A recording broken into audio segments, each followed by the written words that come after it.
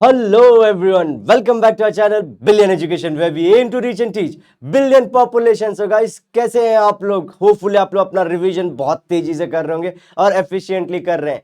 उसी तेजी को बढ़ाने के लिए मैं आ चुका हूं आपके सामने वन शॉट सीरीज लेके महाराष्ट्र बोर्ड के ज्योग्राफी के चैप्टर नंबर 7 का, और इसका नाम है ह्यूमन सेटलमेंट। छोटा सा टॉपिक है लेकिन मोटा सा मार्क देके जाएगा आप लोग को, तो मेक श्योर करें आप इसे पूरा देखें। इजी टू अंडरस्टैंड और इजी टू लर्न होगा। स्टार्ट करते हैं टॉपिक को बिना किसी देरी के। तब तक आप लाइक कर दीजिए वीडियो को। स्टार्ट करते हैं दोस्तों ह्यूमन सेटलमेंट। चलो अब दोस्तों इसमें हम पहले बात करेंगे इंडियन सेटलमेंट की। सेटलमेंट क्या होता है दोस्तों? सेटलमेंट मतलब लोग कैसे रह रहे हैं। क्या वो बहुत दूर दूर घर बना के रह रहे हैं या फिर बहुत नजदीक बना रहे हैं? तो वो घर कैसा है उनका, उसी के ऊपर ये पूरा टॉपिक है। बस और कुछ नहीं है इसके अंदर। क्या है, अगर समझो बहुत सारे घर एक ही जगह हैं तो उसको क्या बोलेंगे? ऐसे बहुत सारे घर नजदीक में, जैसे कि इंडिया का चौल सिस्टम या मुंबई का बोल रहे हम लोग, या फिर दूर दूर घर है। कैसे सेटल है बोलो, इसी के बारे में पढ़ना है हमको। स्टार्ट करते हैं। In India we can see a variety of settlement patterns given the variety of. India में वैरायटी की सब मिलेंगी क्योंकि भैया हम लोग बोलते हैं डाइवर्स कंट्री है। क्यों, कैसे डिसाइड करते हैं कि कुछ लोग नजदीक रहेंगे या पास रहेंगे या दूर रहेंगे या बहुत अकेले रहेंगे?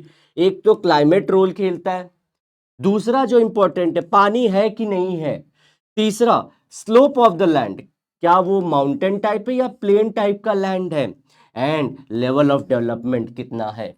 तो ये सब अगर 4 पॉइंट आप देख लेते हो तो आपको मालूम पड़ जाता है कि इंडिया का सेटलमेंट कैसा है। आगे बढ़ते हैं दोस्तों।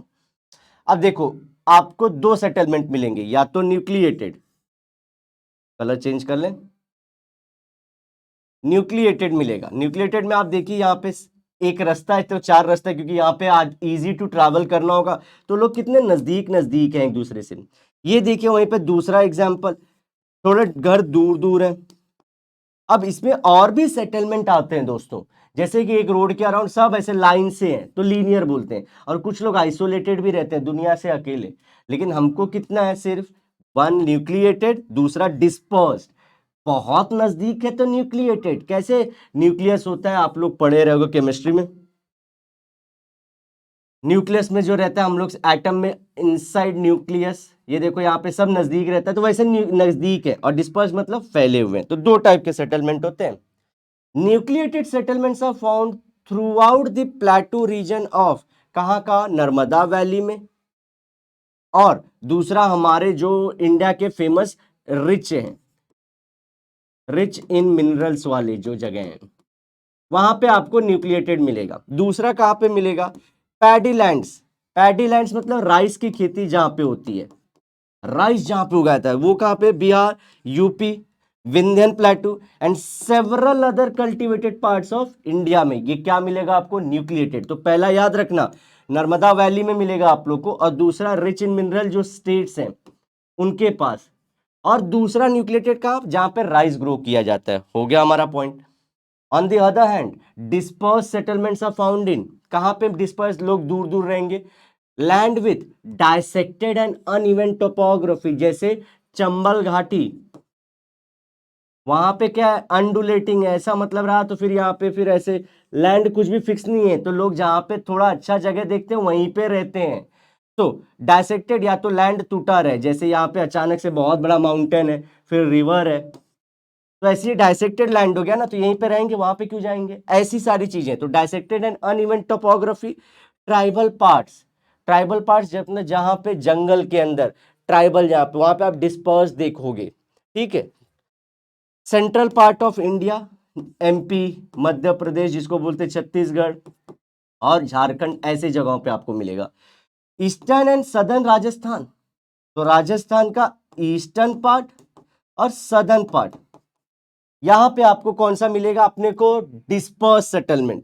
हिमालयन स्लोप्स, ये हिमालय है तो इसके स्लोप्स पे डिस्पर्स लंबे लंबे घर आपको मिलेंगे। तो तीन जगहों पे, वहां पे दो ही थे, न्यूक्लिएटेड में दो ही थे, प्लेटू में, क्योंकि वहां पे क्यों लोग न्यूक्लिएटेड दोस्तों, क्योंकि वहां पे जो मिनरल बहुत है तो लोगों की कमाई अच्छी खासी हो रही थी, तो कुछ सेटलमेंट वहां पे आपको मिलेंगे। वहीं पे पैडी वाले जो हमारे जो देश हैं, जो स्टेट्स हैं, दूसरा हमारा ये सेटलमेंट डिस्पर्स कहाँ पे मिलता है, 3 जगहों पे। एक तो हिमालयन स्लोप याद रखना, दूसरा eastern and southern Rajasthan, and third is the हमारा सेंट्रल पार्ट ऑफ इंडिया, और ये ट्राइबल के अंदर। और उसका अलावा डाइसेक्टेड टोपोग्राफी रहनी चाहिए और अनइवन। अब ब्राजील का सेटलमेंट आते हैं। Earlier settlement in Brazil way formed by the settlers from the Europe, Europe से लोग आए थे। अगर आप ब्राजील को ऐसे देखते हो तो यहाँ पे यूरोप से लोग आए थे। आप जानते हैं ये लोग पोर्चुगीज बोल पाते हैं, क्यों पोर्चुगीज बोल पाते हैं, तो हमारी इंडिया पे जैसे ब्रिटिश आए थे, इनके पास गए थे Portuguese. Now the settlement have developed and are densely populated. तो उस टाइम पे कम था जब यूरोप वाले थे, क्योंकि वो भी उन पे अत्याचार करते थे ना। लेकिन अब क्या है, अब डेंस पॉपुलेटेड हो चुके हैं। द मेजर, अच्छा अब ये नहीं बोल रहे कि इंडिया से पॉपुलेशन में ज्यादा है, ये लोग क्या बोल रहे हैं, अभी कुछ जगहों पे बहुत ज्यादा लोग रह रहे हैं। The major region of development are as follows, क्यों हुए ये लोग डेंसली। अभी देखो, एक तो although the coastal climate is, coastal मतलब उनके कोस्ट के पास का इलाका, ये अटलांटिक ओशन के नजदीक, हॉट एंड ह्यूमिड, गर्म भी और चिपचिप बहुत होता है।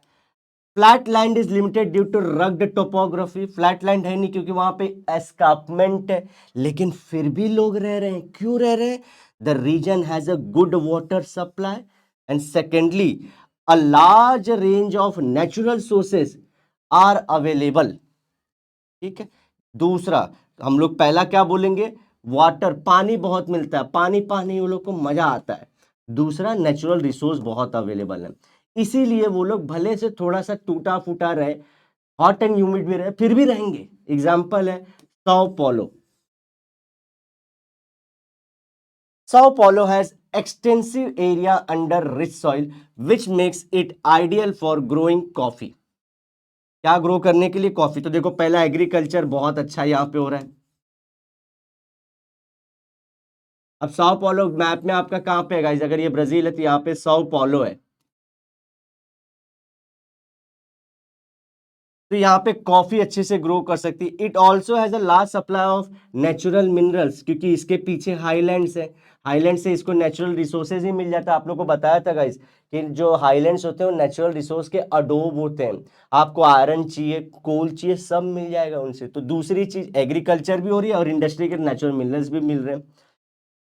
सच है, देखो iron ore, and it also has a steady energy supply. Energy की सप्लाई क्यों बहुत है, क्योंकि जैसे मैंने दोस्तों पहले लेक्चर से बोल रहा हूं, कोल बहुत है, कोल।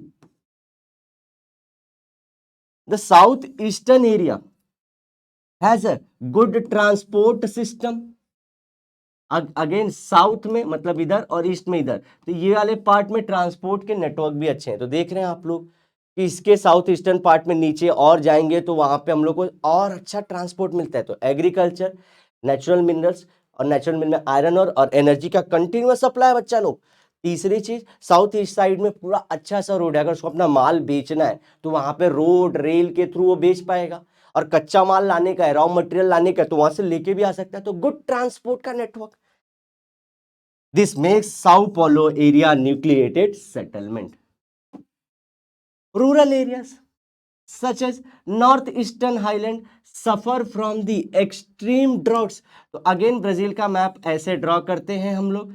अब ये देखो, ये साउथ ईस्ट वाला हिस्सा पड़ता, अब हाईलैंड का नॉर्थ ईस्ट पार्ट ये वाला, इसी को हम लोग क्या बोलते थे, ड्रॉट क्वाड्रिलैटरल। यहाँ पानी नहीं है तो नॉर्थ ईस्ट वाला पार्ट क्या सफर कर रहा है, which makes it difficult for practicing agriculture and hence settlements are sparse here। बहुत दूर दूर है, एक तो पहले कम पॉपुलेशन और दूर दूर भी हैं ये लोग।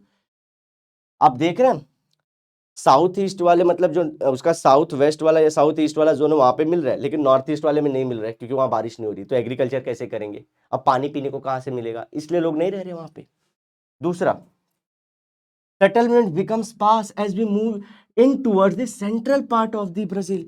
अब यहां से आप लोग और अंदर की तरफ जाओ, अब आपको सेटलमेंट और खराब मिलेगी। सबसे अच्छा साउथ ईस्ट साउ पालो, नॉर्थ ईस्ट में थोड़ा स्पार्स, और उससे भी खराब सेंट्रल पार्ट में। Given are the major reasons, क्या क्या रीजंस है? एक तो देखो भैया, ये पूरे जगह पे क्या है, ये पूरे जगह पे क्या है, यहाँ पे अमेजॉन रिवर बहती है, तो वहां पे अमेजॉन रिवर है। तो दूसरा इक्वेटोरियल क्या है, वहां पे रेन फॉरेस्ट है, और रेन फॉरेस्ट में क्या होता है दोस्तों, इतनी डेंस वहां पे जो प्लांट ग्रो होते हैं, आप जमीन पे पैर नहीं रख सकते, प्लांट ही प्लांट है, क्या ग्रो करेगा कोई?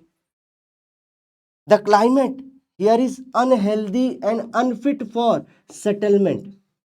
अनहेल्दी मतलब क्या, आपको बहुत सारे स्किन डिजीज हो जाएंगे, या तो आपको इंसेक्ट्स खा जाएंगे, और इंसेक्ट्स थोड़ा थोड़ा खाएंगे, एनिमल एक बार में खा जाएगा आपको, तो अनहेल्दी है और अनफिट भी है।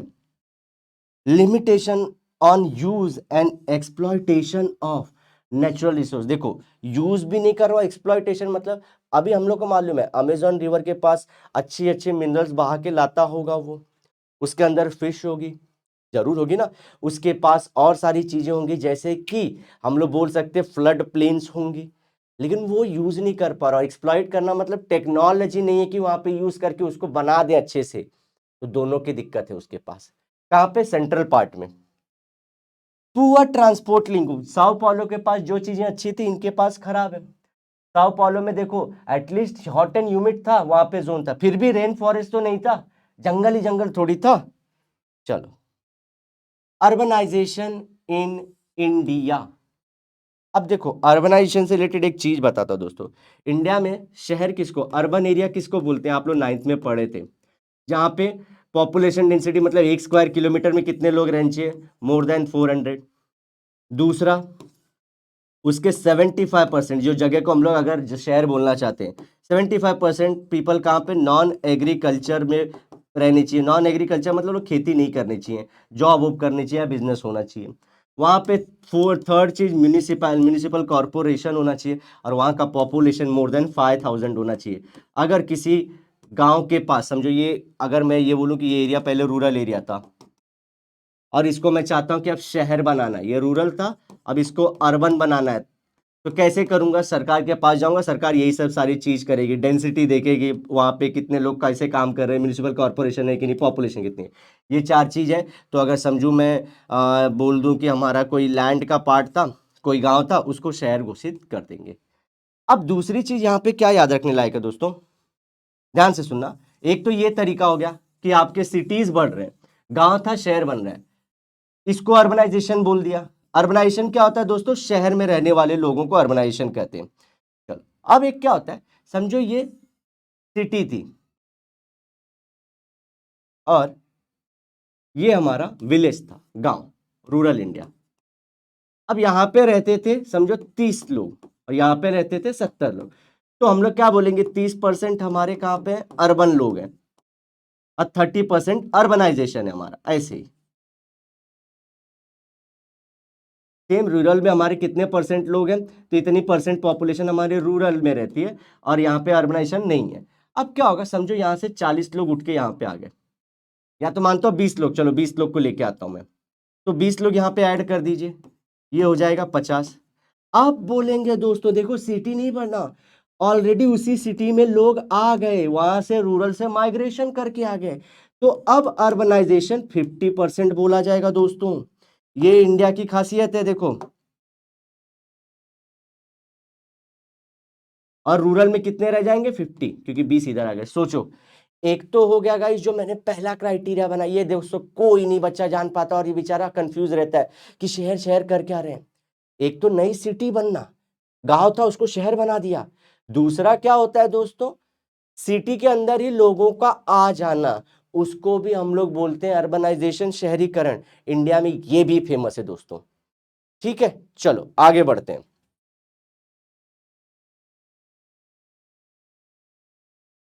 Okay, it is clear from the above graph that the growth of urbanization in India has been slow। Graph एक आप लोग को ऐसा बनाया है, देखते हैं आगे है क्या, ये देखिए है, यहाँ पे देखिए पहले 61 में कितने थे गाइस, 18%, मतलब 100 अगर जनता थी भारत में, तो 18 लोग सिर्फ शहर में रहते, बाकी के 82 लोग कहाँ पे रहते थे, विलेजेस में। कितना स्लो ग्रोथ है। अगर ऐसा ग्रोथ होता उसको बोलते फास्ट ग्रोथ है, स्लो ग्रोथ है। आज इंडिया में कितने लोग शहर में रह रहे? 31%, मतलब 150 करोड़। अगर हम लोग बोले 150 करोड़ मानते हैं इंडिया के, तो उसमें से नियरली सिर्फ 50 करोड़ लोग हमारे शहर में रह रहे हैं, 100 करोड़ लोग आज भी गांव में रह रहे हैं। समझे आप लोग? तो ये ध्यान रखने की बात है। चलो चलते हैं पीछे। ये ग्राफ में दिखाई दे रहा है कि बहुत स्लो ग्रो हुआ है। The level of urbanization in India in 2011 was only 31.16%, which is quite low in comparison to developed countries. Developed countries, Bangladesh की बात नहीं कर रहे हैं, डेवलप्ड कंट्रीज यूएसए यूरोप की बात करें तो उसके कंपेयर में अपन बहुत कम है। At the same time the urban population is increasing, expansion of the urban centers and emergence of the new towns have played a significant role in the growth of urban population and urbanization in the India। वहीं पे देखो cities जो हमारा, वहीं पे हम लोग बात करें same time urban population is increasing in the expansion of the urban centre भी हो रहा है। Expansion of the urban centre क्या होता है? देखो ये देखो, समझो ये मुंबई का, आप लोग जानते होंगे ये हम लोग का एक सिटी है मुंबई। अब क्या मुंबई में माइग्रेशन बहुत हो रहा था ना, गांव से माइग्रेशन बहुत हो रहा था, तो लोग क्या किए, भर गया ना, कितना जगह बनाओगे, कितना फ्लैट बनाओगे, तो क्या करते हैं लोग, धीरे धीरे बाहर जाते हैं। लोग जाते हैं वहाँ पे बिल्डिंग बनाते हैं, वहाँ पे वाटर देते हैं, बिल्डिंग देंगे उनको, वाटर देंगे, इलेक्ट्रिसिटी देंगे, मॉल्स देंगे, ये सब फैसिलिटी, इवन वर्क भी देंगे कुछ कुछ जगहों पे। तो ये देख रहे हैं ये नया सिटी बन रहा है, सिटी का एक्सपांशन हो रहा है। मुंबई रियल में कहाँ से कहाँ तक है? मुंबई यहाँ पे चर्च गेट से लेके सिर्फ और सिर्फ दहीसर तक ही है, लेकिन उसके आगे देख रहे हैं आप लोग नालासोपारा, विरार, ये सब नए नए, मीरा रोड, ये सब नए नए सिटीज बन रहे हैं। तो ये एक्सपांशन हो रहा है। तो हमने क्या देखा, एक तो माइग्रेशन की वजह से अर्बनाइज, हमारा जो अर्बन एरिया में क्या हो रहा है, पॉपुलेशन बढ़ रहा है। दूसरा, अर्बन सिटीज का एक्सपांशन हो रहा है। और ये सब ने क्या किया है, ग्रोथ ऑफ अर्बन जो सेंटर्स है हमारे उसके, और दूसरा अर्बनाइजेशन में हेल्प किया है, जैसा मैंने पहले बताया आप लोग को। Urbanization has been more in southern part rather than northern part in India, मतलब यूपी बिहार से ज्यादा अच्छा कहां पे हुआ है, हमारे तमिलनाडु, कर्नाटका, महाराष्ट्र, यहां पे साउथ में अच्छा हुआ है। Goa is the most urbanised state with 62% population living in urban areas. मतलब क्या, गोवा स्टेट में 62% लोग शहर में रहते हैं, बाकी 38% सिर्फ विलेज में रहते हैं, सबसे अर्बनाइज स्टेट है। दिल्ली में वहीं पे 80% से ज्यादा लोग शहर में रहते हैं। अब बच्चे पूछेंगे सर, जब दिल्ली 80% है और ये जस्ट 62% है, तो ये मोस्ट अर्बनाइज दिल्ली होना चाहिए था ना। तो गाइस, दिल्ली स्टेट नहीं है, यूटी है, ना ही वो स्टेट है ना ही कंप्लीट यूटी है, वो दोनों का मिक्सचर बोला जाता है, इसलिए इसका नाम अलग से लिखा। समझ रहे हो आप लोग? अब मुंबई का नाम क्यों नहीं ले रहे? अभी मुंबई भी तो अर्बनाइज बहुत ज्यादा है, गांव कहाँ है मुंबई में? तो गाइस, मुंबई जो है कैपिटल है, एक सिटी है, यहाँ पे स्टेट्स की बात की जा रही है, समझो लॉजिक को। चलो, in the state of Tamil Nadu, Maharashtra, Gujarat and Kerala, urbanization is more. यहाँ पे तो ओवरऑल इंडिया के 31% से ज्यादा लोग ही रहते हैं। अब देखो ये रेड में क्यों, देखो यहाँ पे बहुत कम है। हिमाचल प्रदेश, जम्मू कश्मीर, उत्तराखंड, बिहार और Rajasthan are some of the states with low levels of urbanization. यहाँ पे लो है तो रेड है, ग्रीन वाला हाई है। और दिल्ली का नाम याद रखना, अभी मैंने एग्जांपल बताया था, उस हिसाब से आप लोग याद रख लोगे। अर्बनाइजेशन इन ब्राजील, देखते हैं यहाँ पे, Brazil is one of the few developing countries which is highly urbanised. Developing होके देखो, इंडिया भी डेवलपिंग है, हमारे यहाँ पे अर्बनाइजेशन कितना स्लो है। ये उन कंट्रीज में से जिनका अर्बनाइजेशन हाई है। इसी वजह से ब्राजील सब्सटैंशियल, मतलब बहुत ज्यादा नोटिस करने लायक urban growth process is unique and one of the underlining factors contributing to its present day rapid economic growth. तो क्या होते हैं गाइस, हम लोग बोलते हैं urban centres are growth engine of the economy. अगर आपको अपना देश का पैसा आगे बढ़ाना है तो शहर ज्यादा होने चाहिए। तो ब्राजील के पास क्या है, उसने बहुत अच्छे तरीके से शहर बनाए, फटफट फटफट शहर का ग्रोथ करा है। और शहर बनने की वजह से क्या हो रहा है, उसका इकोनॉमी भी आज वर्ल्ड में बहुत तेजी से ग्रो हो रहा है। वो रीजन बता रहे हैं लोग। आज कितने परसेंट? 86% पॉपुलेशन अर्बनाइज है। इंडिया में कितना है? 31.16% ओनली। सोचो। Okay, definition of urban is not very clear in Brazil. तो क्या मालूम धोखाधड़ी करके 86% बताया क्या भाई लोग? नहीं दोस्तों, है लेकिन क्लियर वो लोग ने डेफिनेशन। मैंने कैसे बता दिया? 4 चीजें होनी चाहिए, या तो यहां से लोग वहां माइग्रेट कर जाए शहर में तो बोलते, इनका क्लियर नहीं है। दूसरा, in Brazil, rapid urbanization happened mainly in the south and southeast, with Sao Paulo emerging as a major metropolitan industrial area. तो साउथ अगेन ब्राजील का मैप, मैं ऐसे बना रहा ब्राजील का मैप रियल में कैसे है दोस्तों, ये देखो,